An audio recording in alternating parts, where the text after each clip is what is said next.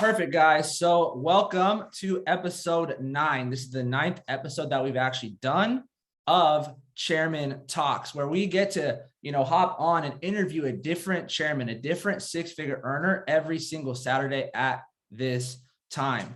And I'm very excited for this specific call because this individual that we have today is not only somebody that has had massive success with the business, but he's also had massive success with trading as well. And what's crazy is he may or may not remember this, but there's actually a video on YouTube right now of us in 2018 when he was actually living in Puerto Rico and he was crushing it on the charts. And we actually hopped on with me, him, Kiani, a few other people, and we were all just trying to learn how to trade. And he was teaching us a lot of different things. So this individual has taught me a lot when it comes to the business, but also when it comes to trading. And he's impacted me more, in trading than the vast majority of people in this company. And this is someone that I really look up to, someone that I edify, somebody that I promote. And, what's crazy is as well, I might be getting some of these things wrong, but I believe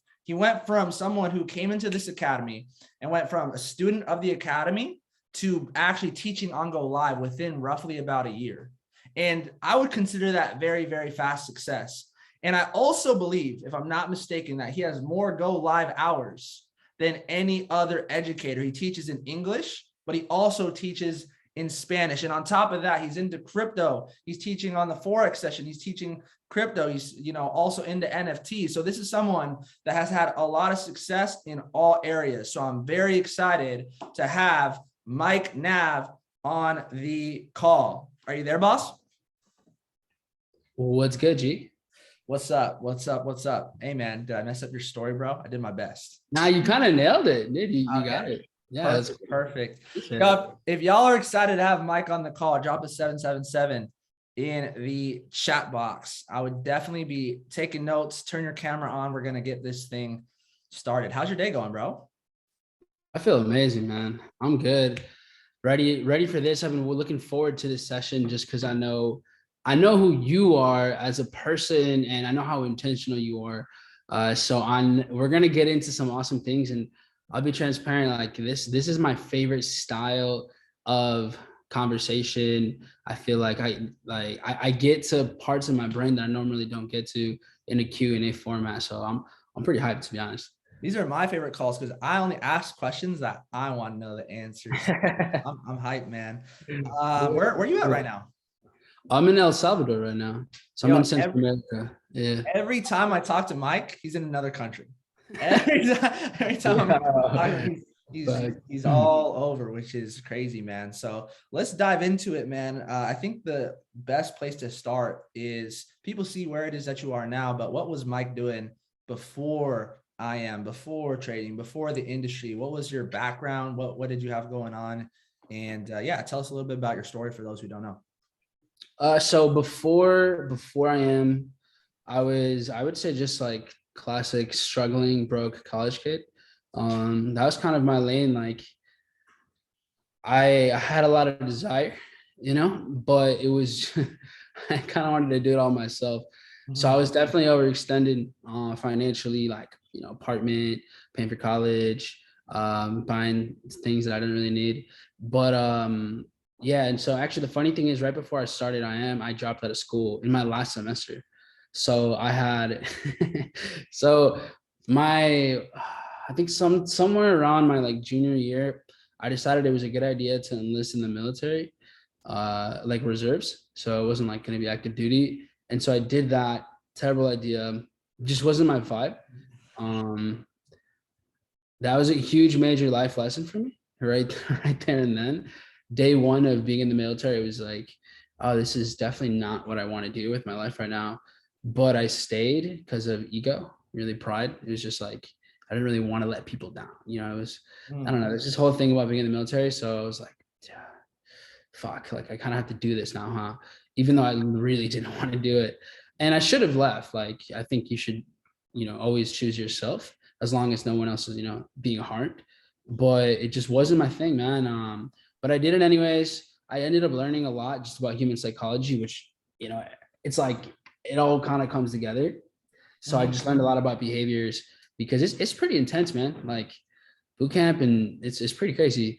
You see a lot of people just like struggle, just like mentally. So that was kind of where I was at. I ended up doing that, came to college. Last semester, I dropped out of school because of Rich Dad Poor Dad. Straight up. Those concepts, like, they kept ringing in my head, man. Just, it was like one of the things that stood out to me the most was just, I don't know. For me, it was like these people were teaching me didn't have one. It didn't make any sense. So I had a pretty dramatic exit to my last semester. I kind of grilled the teacher, and I totally was being disrespectful. But I was like, so you're putting thousands of people into the business world, but you've never done it before. Okay, cool. You're a hypocrite. So it was definitely, I could have done it better, but it was like, that was my exit. And I feel like sometimes things need to die for other things to be born. And so I feel like as soon as I left that, I was more just like open. I was kind of more aware. And then I am kind of fell into my lap, like literally the same week. So yeah, man, 60, 70 hours a week when I got started, and I was living, my room was like a hallway. Like it wasn't actually a room. I just had like, curtains, like we put, I was like, my room was the hallway before the laundry. So it was pretty mental. But yeah, that was kind of the beginning, man. It was humble beginnings, but we had a vision, you know? So yeah, it was cool, man. I'm grateful where I'm at now. Awesome, man. My service was cutting out, so I had to move. But so yeah, you said IM fell into your lap. Tell us about that. How'd you find out about it? How'd you get started? Tell us that story. So I'll give you guys, to give you guys a timeline too, so it makes more sense. This is 2016 for people. At the time, trading wasn't really like a thing. Like now it's pretty popular, I would say now. Like it's not weird for someone to be trading or investing. But at the time, like making money from home was not like a thing. Like it really wasn't. But I was like seeking it. So I was the person that was like, you know, how to make money from home. I remember doing these like trash surveys to get money or something, then you never get paid. It was like so complicated. So I got definitely a few times doing that. And then I remember I was in the process of that. And then I had to log in through some website via Facebook. And then so it redirected me to Facebook. And I never use Facebook. I still don't. Like I highly underuse it. But for whatever reason, the first post that I see was Tim Sloma. And this is 2016. And it was a screenshot, MT4 screenshot. He was like $43 in profit, non-compliant, right? So shame on you, Tim. But at the time, IM was so young, it was literally like less than 1,000 people. So there was no compliance. That we didn't even know what that word meant. So I saw that, and to give you guys feedback, you know, I've known Tim for a super long time. We had gone to school together, played soccer. We had definitely partied together. So, and he was someone who was always on top of it, like always. This kid was he was the equivalent of like work hard, party hard. And so yeah, he was doing really well. Like he graduated school like way before anybody was making 6 figures in his salary before I am.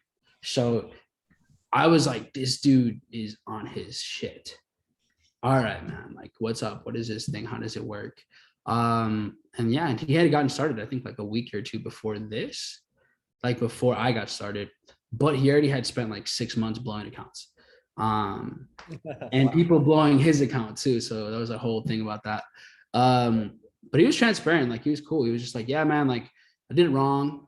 I did it really bad. And but now I'm learning from people who have experience and whatever. And so it made sense, man. Like as soon as I saw it, I was just like, dude, there's this feeling I got. Like I still remember, man, it was just like, I don't know if it's like this for everybody, but when I learned about like when I saw Forex and I learned like risk. Like I understood that I could literally make money from my phone. I could do it anywhere, and it was all on me because that's all I wanted. I wanted it to be on me.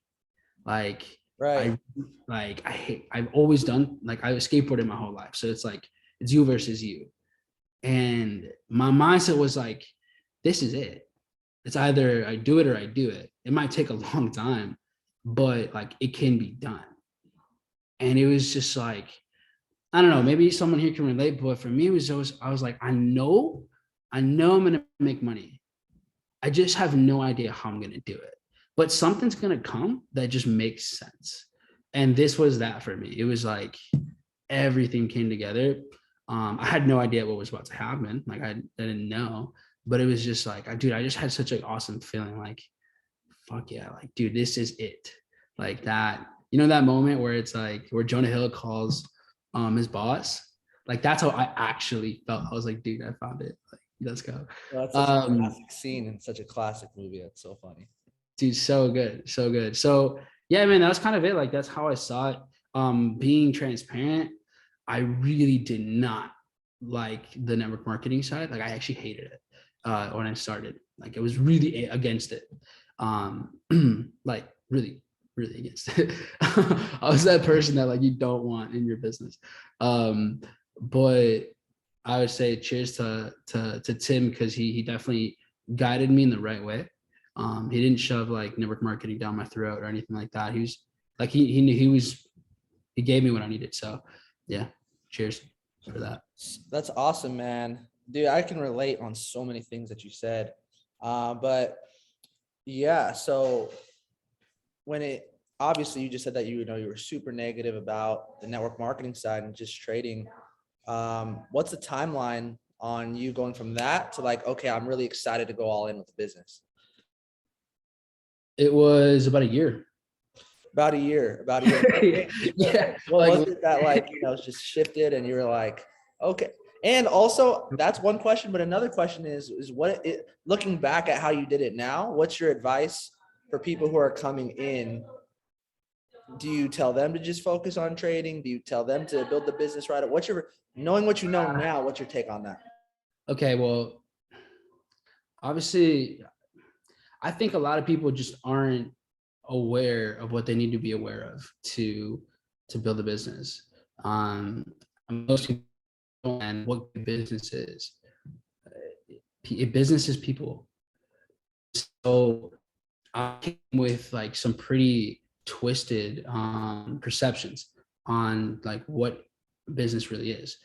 I kind of like, and it comes from scarcity mindset. Like I came into this and I was just like, okay, well, someone's got to lose for someone else to win.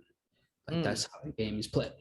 So I came in, and it's funny because I know nothing about business, and ironically, that's all I studied at school. it was just really, it was really mental. Honestly, it was hilarious, but I didn't understand business. I didn't understand just good principles and leadership. None of it made sense to me. Also, I'd say that I think you got started in late 2017, right? Yeah, it was like the very end of 2017, pretty much almost 2018, the beginning. Yeah, right around that time. All right, cool. So like, bro, like I was part of the first 1,000 people. So everyone was kind of figuring it out. Like we didn't have mature leadership. Like we didn't have people like you now. We didn't have people, even now, the leaders that we have now, they had to be built, man. They had to be developed, like for background, like Cash, Cartier, and myself, now we're like best friends. But when I got started, I hated him. Like I legitimately did not like him as a person. And he knows this. Like we talk about this openly. But it was because I didn't really understand the intentions. I was kind of like, why are people wanting to help me? What, this is weird. Like what's in it for them, so that was kind of like, so I had some pretty interesting paradigms with just like contribution and intention. So I kind of came in pretty guarded. So that for me. So to answer your questions, because I'll just go on tangents. It took me about a year to really decide. Like I was open to it. Like I was definitely like open to it on my terms. You know what I mean? Like, it's not that I was against it. I just didn't want to do it the way they wanted me to do it. So for me, it was like, I'd say the number one thing was, oh man, I just had like this fear of judgment and rejection, like social butterfly.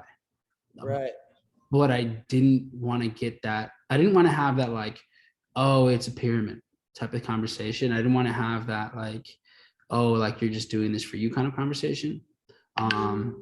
So yeah, that was just like, I don't know. I just didn't really, I didn't want to have that. So I let that have more power over what I really knew. You know what I mean? Like, Right. And the funny thing is, no one ever said that.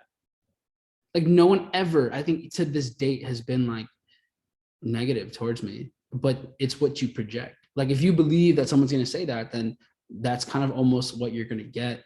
And you're living in that feeling. So like, that's kind of what it was for me. Yeah, man, that definitely was a thing. It was more so like the fears, social fears, not of communicating, but of like what I was going to get back. Dude, that had so much more weight on me. And even when I was living off of this, dude, like even when I went full time, I was still just like, man, like, what are they going to think? And I had some pretty awesome mentors, and even they'll tell you, like, I'm saying 9-figure mentors, like some of the things that stop you from doing like the greatest things in your life is going to be like fear from what people think. And this is coming from like the people who are doing unbelievable things. So yeah, that definitely like froze me up for a long time, bro. Super long time. Yeah. I always tell people that if you can stop caring what other people think, you're already halfway there. I think that holds more people back than anything else. And I was watching this video of this dude who was like, he built like $100 million company from scratch. And he was talking about how if he didn't have people that were haters, if he didn't have people that like, that, you know, that, yeah, basically, if he didn't have haters, he would be scared for his career. So like, not only was he, you know, okay completely with having people that didn't agree with what it is that he was doing, that he was like, yo, I'd be actually scared for my career if I didn't have haters, you know? So Yeah, it's all perception, 100%. yeah, it's quite interesting. But yeah, so back to, I know we talked about a lot of different things, but I really do want this, but I want to ask this question, which is, so what do you tell people now, man? Do you tell people like, at what point should people start building the business? That's my question. I think the question people should ask themselves is, why don't you want to build a business? So instead of why do you want to build a business, is why don't you?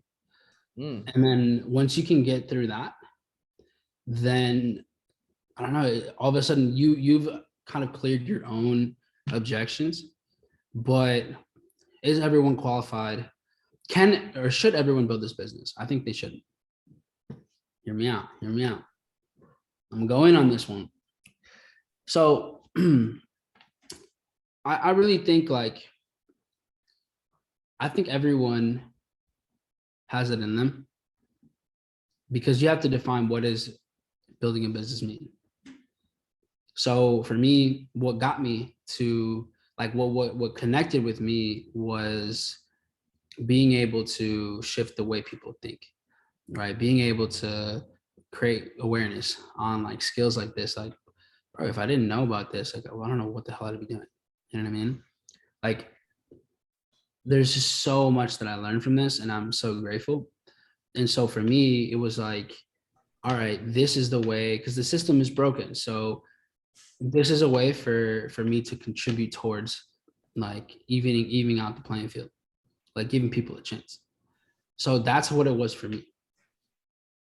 You got to know what it is for you, because like at the end of the day, this is like, for me, this company, like building this business, is a rhythm between leadership and branding, marketing. And you do need a bit of both. So like, if you're going to do this, someone gets started. All right, cool. First thing, the key thing is listen.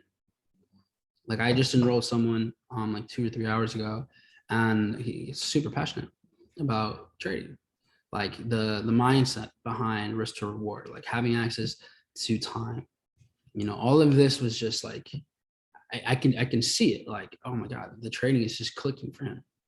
Cool. He sees the value of the company. He sees the value of the leadership, right? So for me, what I do in that case is like, all right, clearly this person wants to really trade. So I have to guide, like I have to ask him, awesome, like this is something that you see the value in, right? Would you be willing, or like, do you have it in you to share this with other people? Like, is that something that's part of your plan right now? And then if they say yes or no, okay, cool, why?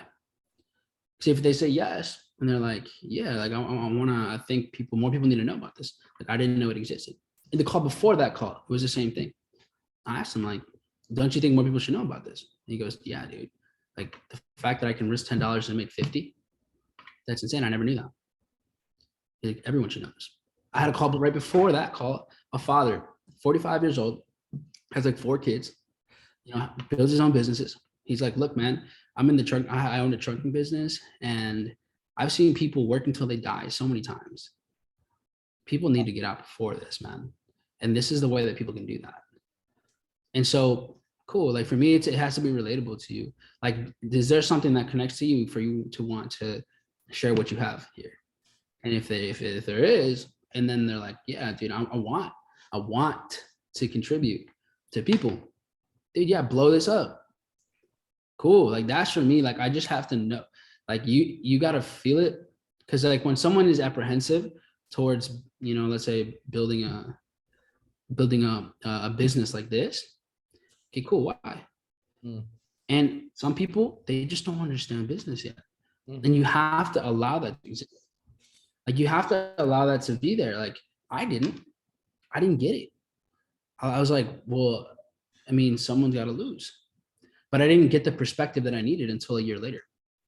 So not to like, say anything negative about Tim, but it was me, like my perception. I didn't either ask myself the right questions, or I wasn't asked the right questions to understand why this could make sense to me. And to be honest, some people shouldn't be leaders. Just being real, like, cool, you want money, dope. But at the end of the day, like there's a responsibility that comes with it too. So it's like, if you get trained properly, sure. But I don't think everyone is ready to build IBO as soon as they get started. It's interesting. I've given a very similar answer in the past. In the past, when people ask me like, yo, when should I build? I said, as soon as you believe. Like, if you believe that you have something that's added value to your life, well, obviously you're going to share that with other people anyways. And you kind of gave the complete opposite, but it's like the same thing. You said, well, why wouldn't you want to? And you're identifying the limiting beliefs, which is holding you back, which is like almost the same thing that I've said in a different way, which is quite interesting. But like if I were to do this again, I would start building the second I start. Awesome, man. Awesome. Same. Yeah. I noticed that a lot of people are like, man, I wish I'd started doing it sooner. Every time. Every time. Every time someone gets to that point, they're like, damn, it took me a little longer than I should have to have this click. Not everyone will get there, like not everyone will. And like, I respect that. Like, you know what I mean? Like, I think everyone could, And to me, like, bro, like you're sitting you're still in front of something that will never disappear, because we're always going to need an exchange of money. We're always going to, like, digital entrepreneurship is it, like, it's not going to go away ever. So to me, I'm thinking even longevity, like you're in a business model where it literally won't go away. Like in 30 years, in 50 years, this will still be here. And you're in front of the forefront of education of something like this. So business, like wise, trend wise, like you're in front of it. Digital tech investing. Yo, yes, I seen you post that reel, breaking that all down. If you could say what you said on that reel that you posted recently here, that was fire. That was value. So it's crazy. Like the way money transfers, like wealth, it moves in a very interesting way. And so if you look back to the number I got was like 1892. So at that time, this was when like mass production started to happen. So for the first time ever, like on a bigger scale, people were producing and, you know, distributing. And so in 1892, out of the top 100 wealthiest people in the world, most of it was because of that industrial technology. 20% of the top 100, so 20 out of 100, had inherited wealth. The wealthiest people in the world. Okay, fast forward 100 years, 1982. The landscape changed a bit. Now, there was so much money coming in at that point from the industrial tech that over 60% of the top 100 wealthiest people in the world inherited money. So 1982 was like, all right, cool. Like you had to come from money to basically have it. Mm-hmm. Now, the last 40 years, game has changed. Now, out of the top 100, all right, out of the top 100, 30 of the top 100 wealthiest people in the world are from the digital technology, 27 are from industrial tech, and 17 are from investing. So now we're back to that number basically from 1892. So inherited wealth is slowly going away. Meanwhile, everyone that's coming up right now, think about it like this. 47 of the top 100 wealthiest people in the world are from digital technologies or investing. And what we have here is literally the baby of both. Mm. So it's like, you really don't want to do that. No, I'm just like, what?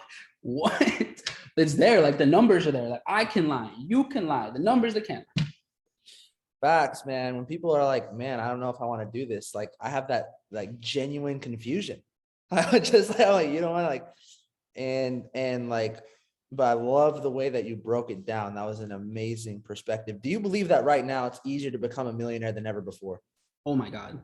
By unbelievable amounts of percentages, like ever. It's never been this easy, unless like you just trip and fall on diamonds, but like it's just not possible. We're in the most generous time that's ever existed. Mm-hmm. Like the amount, because at the end of the day, I think wealth comes from leverage, like leveraging time, leveraging money, leveraging trends, right? Leveraging like literally this moment.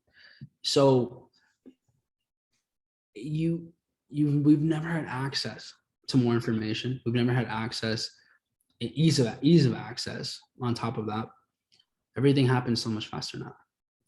Attention is everywhere. You can literally target and direct attention, and you get literally metrics on all that stuff.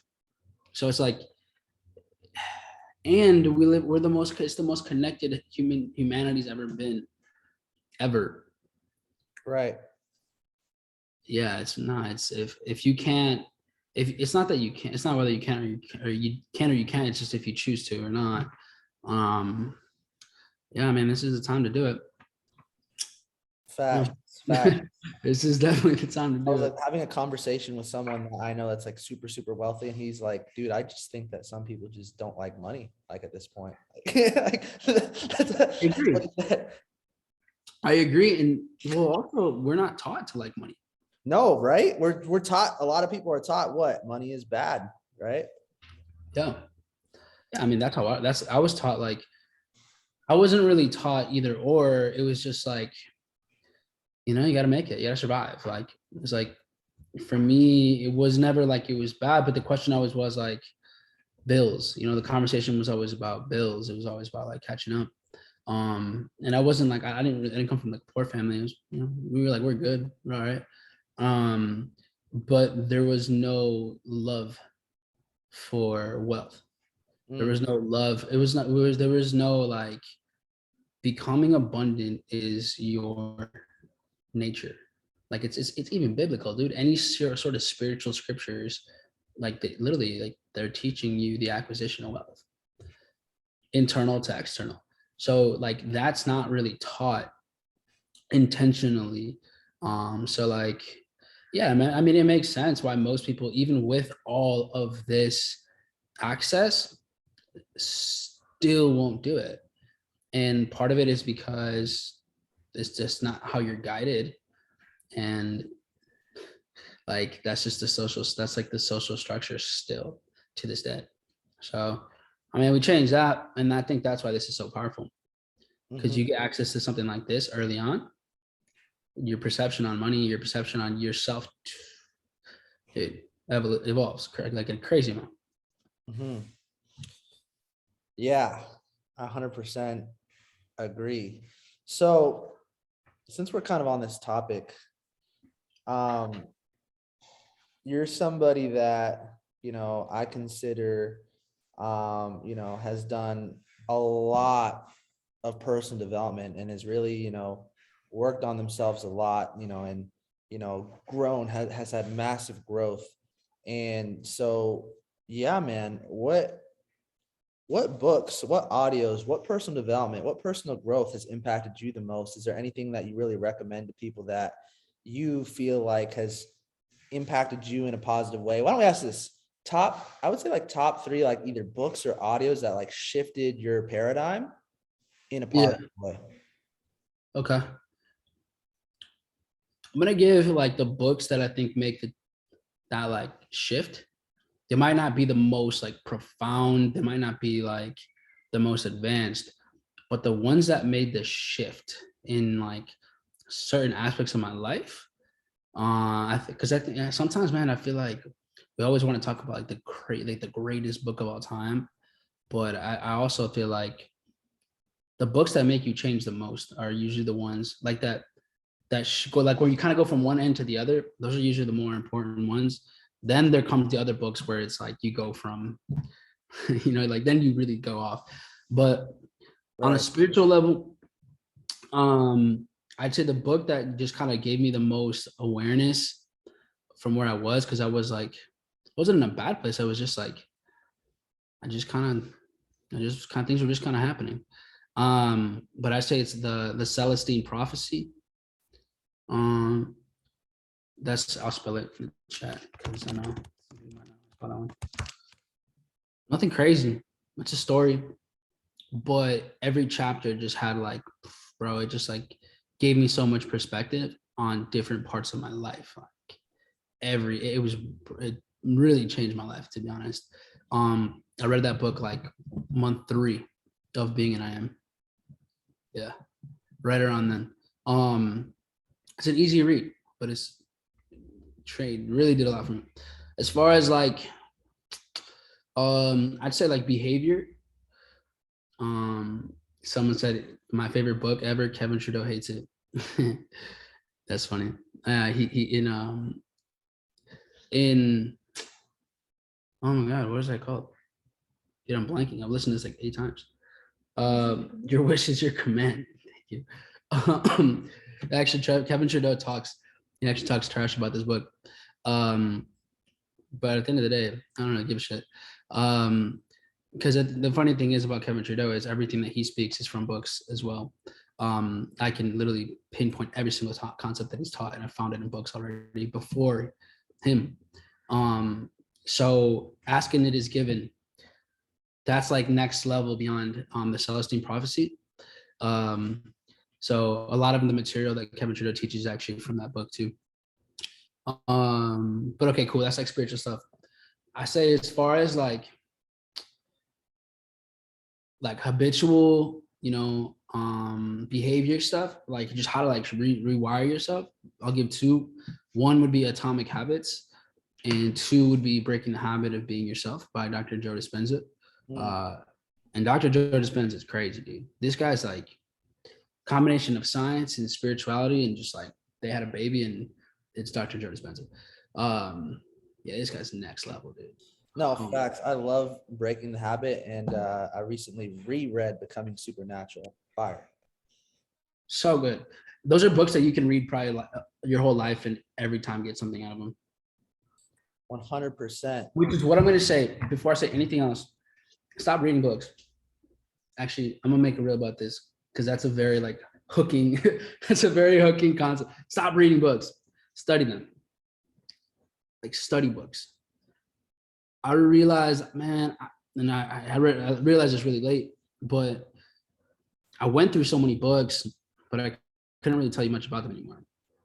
And it was because it was almost like I was reading them to finish them, like just to get to the end, instead of just like actually really having like the meaning, like connect on a deeper level, so that it's like kind of with you forever. And this really comes from Bob Proctor's style of learning. You know, he would spend sometimes weeks on 2 pages, 3 pages.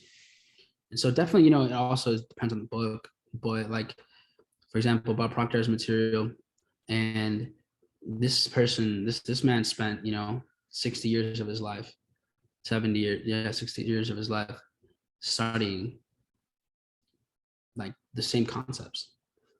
So imagine what level of intention he's writing with. Like, that's how I see it. The same thing with John C. Maxwell. Like, he has spent his whole life literally only studying and writing about leadership. Okay, I should probably like really understand, because it's not like he's just going to spit these things out for the sake of it.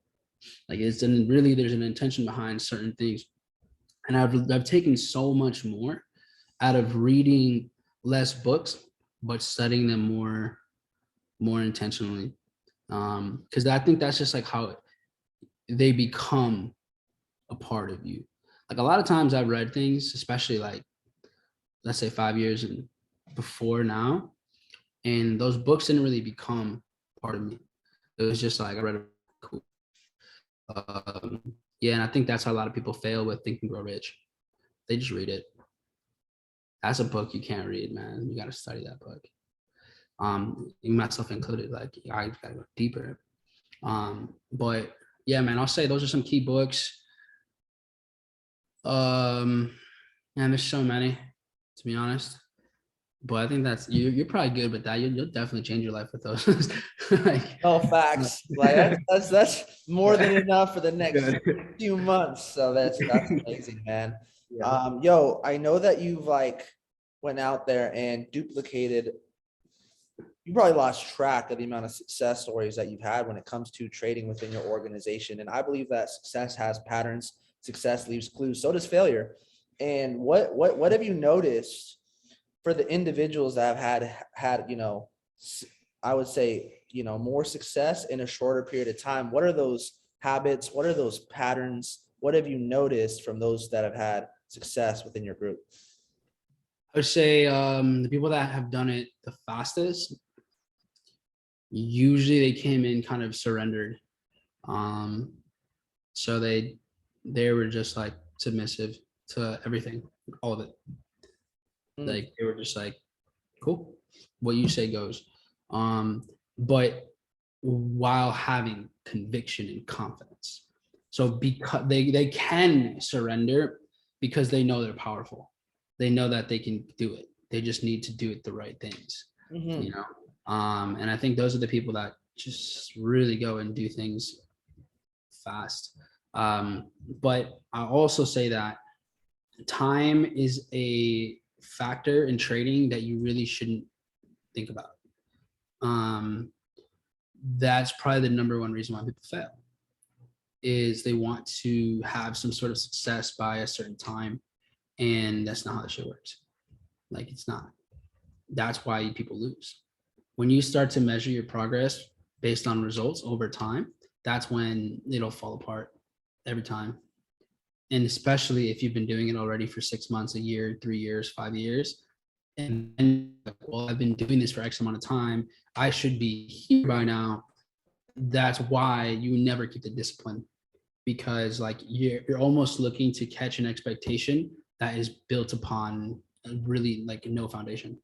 So yeah, I'll say like people that do it, like they're not even focused on. It's funny because the people that probably are the most consistent and are profiting are the ones that are less focused on profiting and more focused on just like being that trader, like following the plan. And it's like, it's so simple, bro. Like it's dumb. It's dumb how simple it is, but that's why it also is why it doesn't work for a lot of people. You know? Yeah, people love to overcomplicate stuff. People love to like reinvent the wheel. I know exactly what you mean. And it's ironic because yes, you want to study success and obviously you want to have success sooner than later. But ironically, the people who, are patient and just don't really care about, like when I came in, I was like, dude, if it took me 5 years, 10 years to become financially free, that's better than 95% of everyone else. Right. So I completely agree with everything that you're saying. So I got another good question. So when it comes to trading, when it comes to crypto, NFTs, all the go live hours that you put in, and also building the business, how do you manage your time, man? What advice do you have for that? Very intentionally. Yeah. I'll say like time is mine. And I don't really like for my time to go by without my permission. But like that, like one of the things that changed I think just my productivity was Alex Morgan. Bless that dude soul.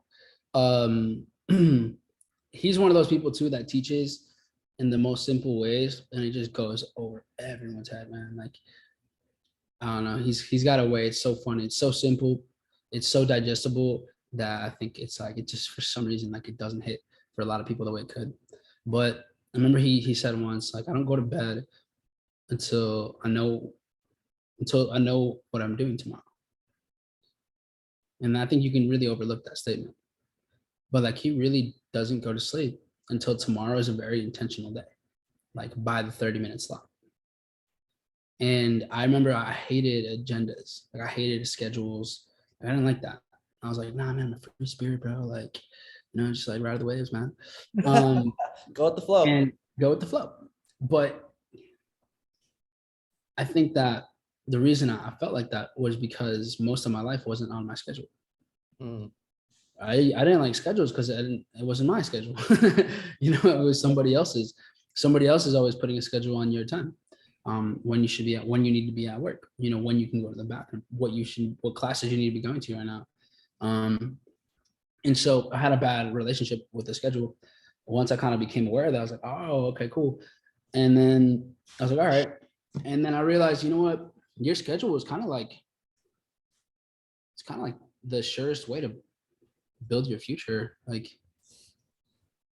it's you are literally making you're preparing your life. Right. Just preparing like your life. And I'm just like, huh. That really makes a lot of sense. Like, cool. If I want to become, whoever it is I want to become, I just have to prepare that for tomorrow. And then just keep doing that. And then eventually, as long as I'm doing the right things, it's probably gonna work out. So I just did that, man. Like, I know exactly when I need to do my sessions. I know exactly what time people need me the most. So like mornings are basically my time. I get to build myself up, whether it's like the mind, like the gym always comes whether before or after trading. And then yeah, man, around like, because I really only trade for like 2 hours, maybe tops. I trade indices and that's it now. Like Forex a bit. I do live sessions on those. So like whatever I'm doing live for the squad, then that's really it. And then I leverage, man. I got alerts. I don't need to look at this price. I got something that just beeps really loudly whenever I need it, whenever it's in my spot. Cool. And if I miss it, that's fine. Literally every single day, there's more opportunity. So like having that understanding of the abundant mindset of opportunity, I'm pretty detached to like time on the charts. And so, yeah, a lot more of my time, probably from like, man, I say noon to like whenever we fall asleep, right? That's kind of where it ends. But like, I think a reason also that a lot of these things can be done is because I know what phase I'm in, like in my life. Like I'm at a point in my life where I want to, like, I love doing this. I really enjoy the whole thing. And I think you have to learn how to do that. Right. Because you might not like some of these moments. And I don't know, I found a way to really fall in love with like kind of every aspect of what it is that I do all the day. And so I don't get burnt out. I've never been burnt out. Bro, I just have to interrupt you really quick just because it's like, I literally posted this the other day. I posted the secret to having unlimited energy is just having fun with what it is that you're doing, just making it fun. So like, dude, we're 100% in alignment. Alignment, bro. Alignment, big time. I just posted that the other day. And I think you just got to know what your fuel is. And man, like, I don't know, it's probably gonna sound just so cheesy, but like I kind of, people are just it for me, man. Like I've just seen, bro, so many stories, even if it's like from like, you know, like I've seen the homeless to millionaire story. You know, like that's I enrolled that person. Like I've seen, you know, like Nancy and my brother and my sister like change everything. You know, and like kind of knowing that that's your role. It's like if I'm not doing that, I feel like I'm not really like being who I am meant to be. You know what I mean? So it's like, I don't know, I kind of get fueled like every conversation, like this Zoom call right now, like this bro, this gets me so lit up, like because I just know that there's something that I've gone through, some failure, some success that can just, bro, be at least one point of reference, that one paradigm shift for somebody, and that'll make like, dude, the world of a difference. And so it's like I run on unlimited fuel because like the people are my fuel, and then I do, you know, sessions with people, and then like that just it's like I'm like free energy, like, you know, that I got that now. So yeah, man, I say like, bro, I kind of get emotional talking about it, but it's like, I don't know, that's why I think, you know, like it's so cheesy, but like when you find, you know, like when you do what you love, like you're never really working. And bro, there's moments where like, dude, I don't want to do go live right now. Like I definitely. I'm glad that you said that because people take that out of context. So I'm really glad that you're, you know, talking about that. Sometimes it sucks too. So yeah, like sometimes it's like, man, I don't really want to do this right now, but it's because there's like, I've noticed it's because usually when that happens, it's either because I've been doing a lot of work back to back, or I haven't done something and now I gotta like shift gears again. But the funny thing is, and this is why like that mindset doesn't work anymore, is that I know the moment I'm tapped in, the moment I'm 5-10 minutes into that go live, bro, we're on. It's like we're on.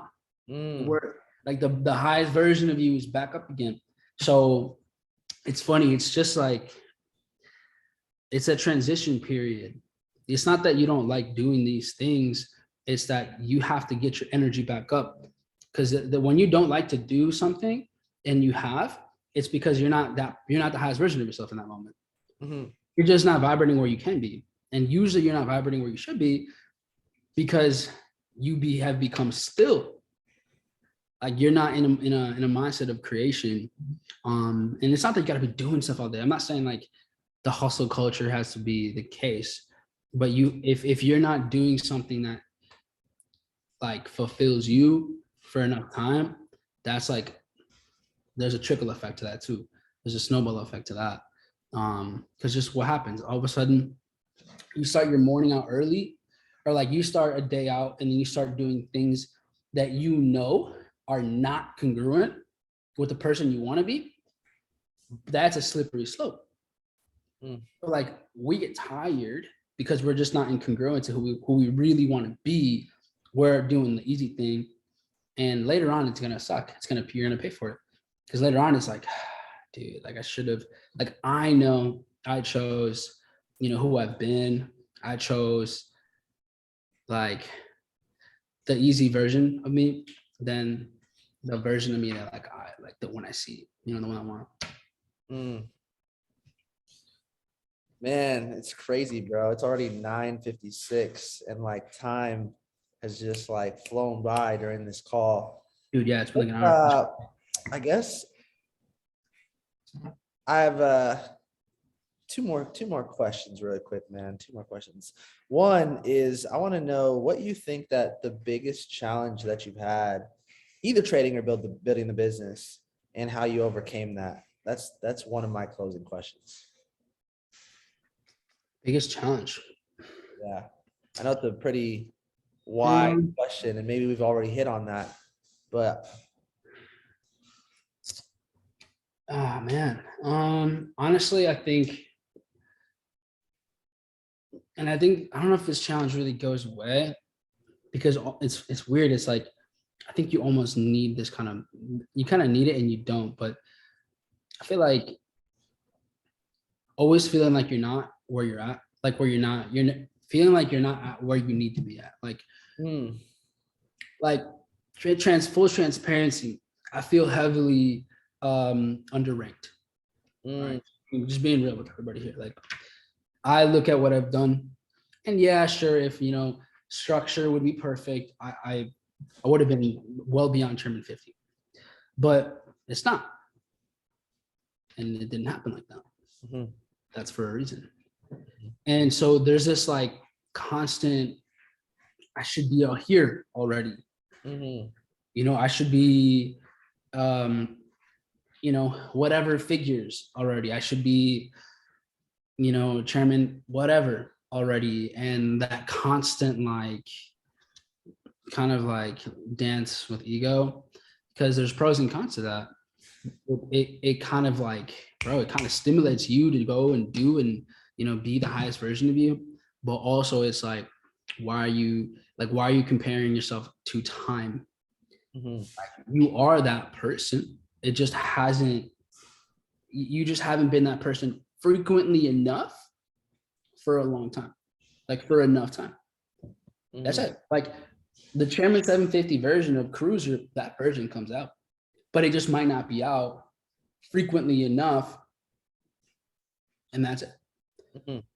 And that's why, like, that word frequency, man, to me is so intriguing, because it's about, like actual frequencies, resonance, but it's also about how often, reoccurrence.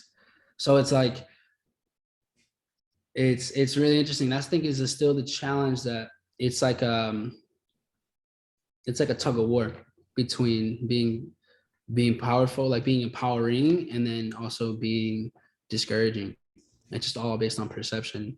But I'd say that's the thing. And when you become aware of that feeling, I'm like, man, like really, like I'm still at Chairman 10, like, bruh, for real.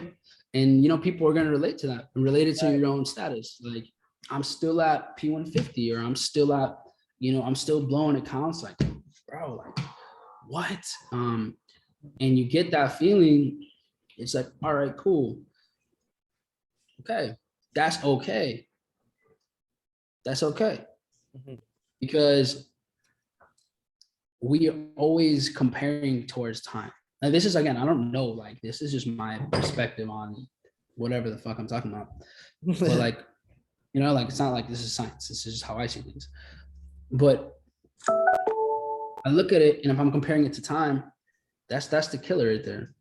It's like, I think there's some linear timeline, and here's the truth. You can go 3 years, 4 years of not having success. But that fourth year, that year, that from 4 to 5, that might take you to 7 figures. Quantum leaps.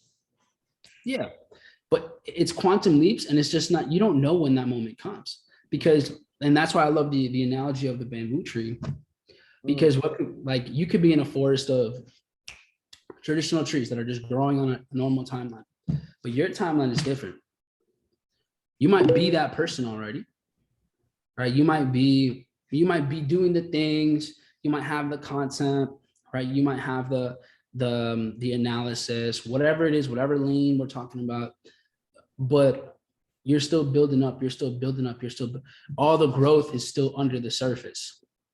So a lot of the growth that we look for, and that we're taught to look for, my bad, I got shit, this is going crazy over here. A lot of the things that we're looking for, we look for on the surface level. And that's not the process of like acquiring the life you want, right? The principles are be, do, and have. Who do I need to be? What do I need to do? And then the consequence, the end of it all, the part that you actually have no, like the when that comes, that you, even though you have no power over the when, is when you get it. So that's like really the key principles for me in life is just be, do, and have.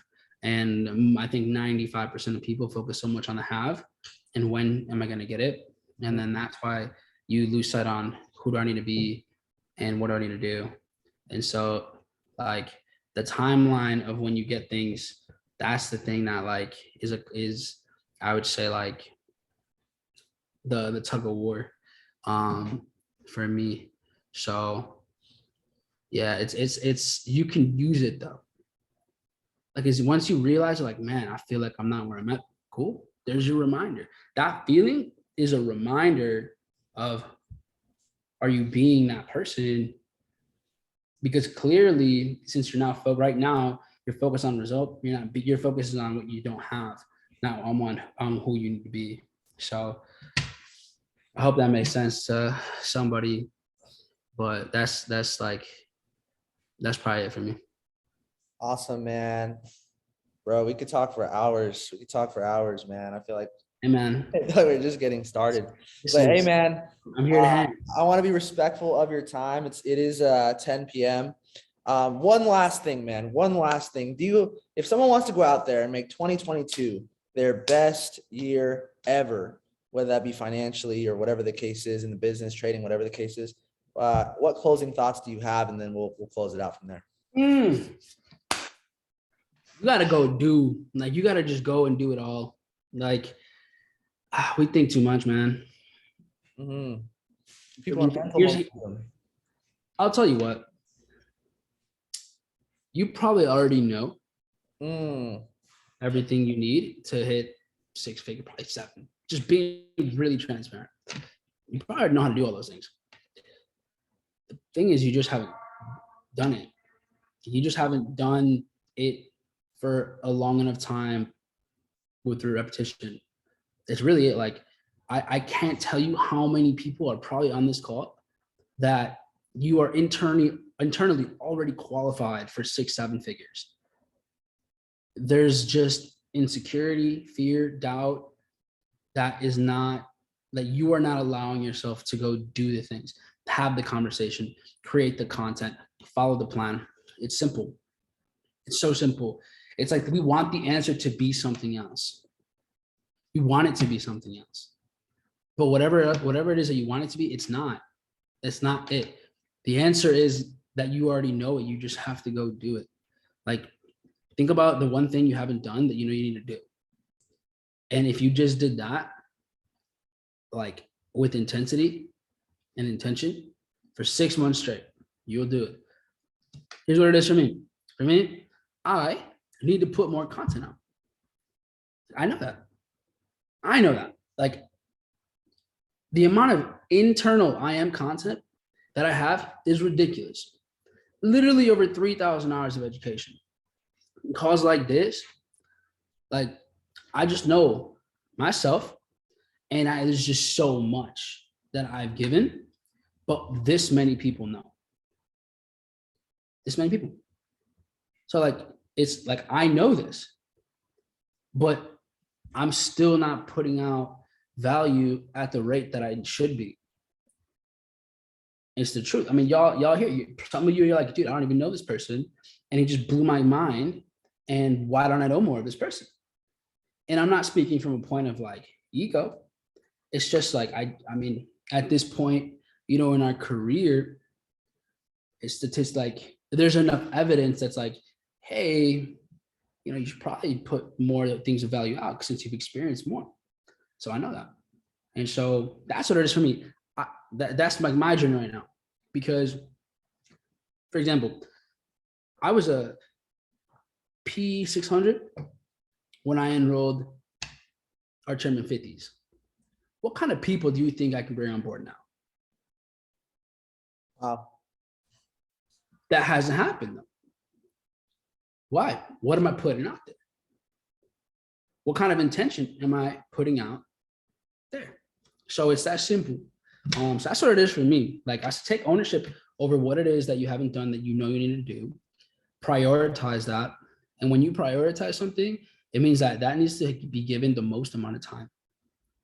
We talk about priorities all the time. Like, oh, these are my priorities. But the number one priority almost always gets the least amount of attention, because either you don't have a habit of doing it yet, or it makes you highly uncomfortable. Or So, both. yeah, or both, probably both. So do that and do it a lot. And then you'll probably come back 6 months from now and you'll be like, hey, you were right. I already knew what I needed to do. I just wasn't doing it. Wow. What an answer. And it's so funny, bro, because I was feeling the exact same way. A month ago, I was like, dude, I have like 7 years of experience in this industry. Why am I not posting every day? And so I decided I was going to post like a reel every single day. And it's been getting like thousands of views, at least minimum, like every single day. And so like, it's so funny how much in alignment that everything that you're saying has applied for me as well. But if everyone took one thing, take that, what he just said, it's like, dude, it's not about not knowing what to do. It's about doing what it is that you know. So figure out that one thing that we got to take action. Like this whole call was pointless if we don't take some type of action from the call. So figure out that one thing that you can do and make it happen. If you guys got value from this call, go back to Mike's page, show him some love on Instagram, because I told y'all he was going to bring massive value to this call. I appreciate you so much for spending an hour with us, bro. Facts. I'm gonna drop a reel in less than 5 minutes based on this conversation, because that's what taking action is, right, guys? Appreciate you, Cruiser. Much love, man. And then anything y'all need, let me know. Love you, bro. We'll do a part 2 sometime. There was so much value on the call. Thank you so much. Everybody have a great rest of your guys' night. Talk to y'all.